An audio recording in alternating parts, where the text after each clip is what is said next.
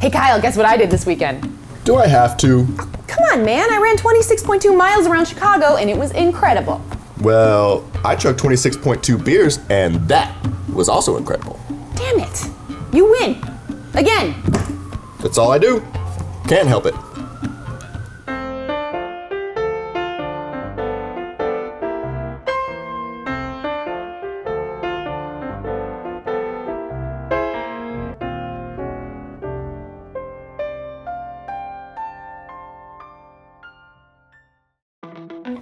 Hey everyone, welcome to Semi-Elite. I'm Susanna Collins. All right, so right off the bat, I'm gonna warn y'all that I am in full-on homer mode. I have been in Chicago the last 2 weekends, once for the Bears game, this past weekend for the Chicago Marathon. Humble brag, absolutely suck it. But let me tell you, that city is buzzing right now. The marathon was tremendous. The Cubs are in the postseason and winning games, and the Bears are winning games too. I don't know what to do with all this good fortune. So speaking of the Bears, it is no secret that I have been really hard on this team this season and on one guy in particular, Jay Cutler. But on Sunday, as I was watching him orchestrate yet another game-winning drive, I had a realization that I think all Bears fans need to come to accept. Jay Cutler is actually a pretty darn good quarterback, and the Bears are a much better team when he's on the field. Now, if you want to question Jay Cutler as a person, by all means, he is not a likable dude and he does not pretend to be. But when it comes to football and the Bears, this season might not actually be a complete and total wash like I thought it was going to be, and Jay Cutler is a big reason for that. So, Jay, this is my mea culpa to you. Time to bury the hatchet. These are the things I will never, ever, ever question about you ever again. That is until you throw another pick six. Number one, toughness. All right, I totally admit it. I questioned it back in 2011 during that NFC Championship game when he hurt his knee and he was on the sidelines pouting. But this is a guy who battles through injuries like the damn Terminator.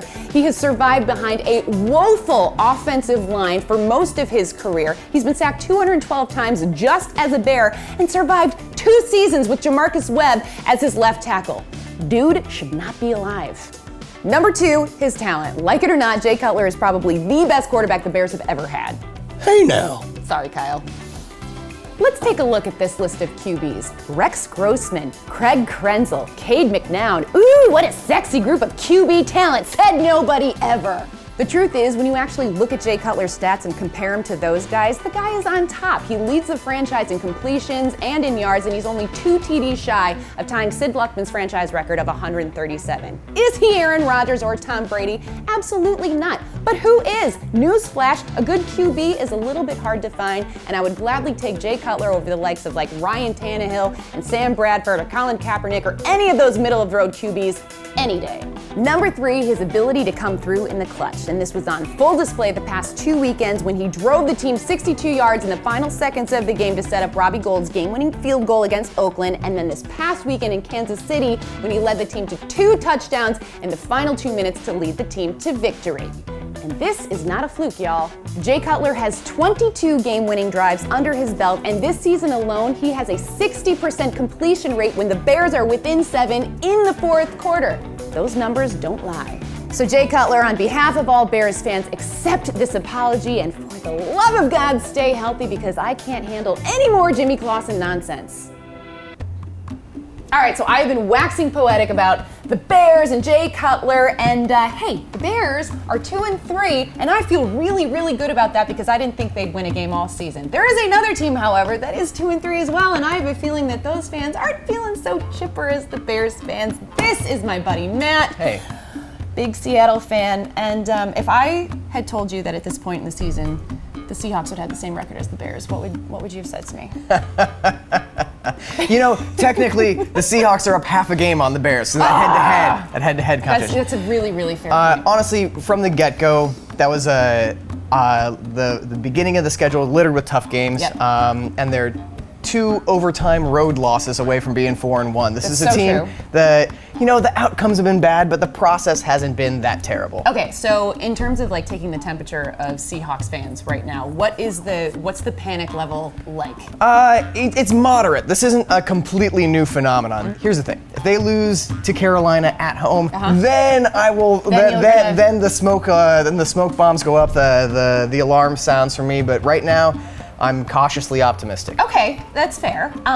How worried are you about Marshawn Lynch and his ability to kind of bounce back at this stage in his career? I would be more worried had Thomas Rawls, the undrafted free agent rookie, not run rampant over the Bengals. So that's encouraging. It is encouraging. I love Marshawn, one of my favorite players of all time. And he's gonna be banged up sometimes. He's a running back. These things happen. Okay. He's also tough as nails. You know, high hopes that he's gonna be back for the rest of the season. But if not, if he needs to take a couple games off, Thomas Rawls got it. All right. Are you confident that they're going to finish with a better record than the Bears? I'm modestly confident, yes. Damn it! All right, fine. Cheers to that. Hey, Matt, thanks for hanging with us. Thanks, this is great. Enjoy that cider. Oh, it's beer. It's beer, I swear. It's beer. Last call. All right, last call. This one goes out to Matt Ryan. Matty, I love you, buddy. You are doing such great things down there in Atlanta. But what the hell was with that god-awful shirt you were wearing to your post-game press conference? It was an abomination. Look, man, you are undefeated. You are going to have a lot of eyes and cameras on you from now on. You gotta up your fashion game, buddy. I am here for you. I am offering my services. Thank you very much. That is gonna do it. Thank you so much for watching Semi Elite, and a huge thank you to Matt Ufford for hanging with us today. Hey guys, we'll see you next week.